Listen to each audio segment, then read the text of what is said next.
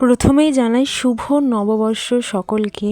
নতুন বছর সবার খুব খুব ভালো কাটুক। তো আগামীকাল মানে পয়লা বৈশাখের আগের দিন, চড়কের দিন, প্রতি বছরের ন্যায় এবছরও আমাদের গ্রামের এখানে চড়কে তো সারা রাত্রিব্যাপী যে বিচিত্রানুষ্ঠানের আয়োজন করা হয়েছিল, তো দেখতেই পারছো চলে এসেছি।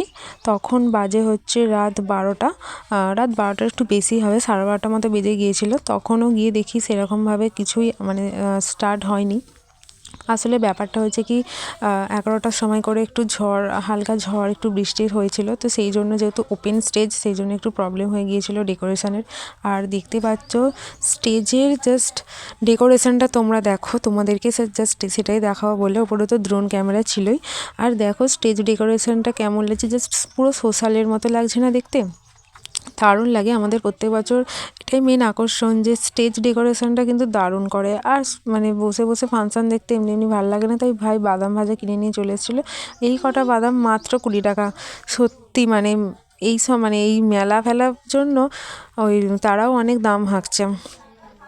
আর দেখো এই হচ্ছে প্রথম সিঙ্গার, সে উঠে পড়েছে, গান করছে। আর এই যে দ্বিতীয় সিঙ্গার।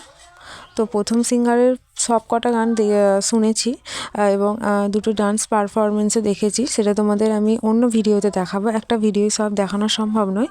আর যে সেকেন্ড সিঙ্গার ওঠার পরে সে জাস্ট একটা গান করছিল, তখনই চলে এসেছিলাম। তখন বাজে হচ্ছে রাত 3টা, আর ভাল লাগছিল না।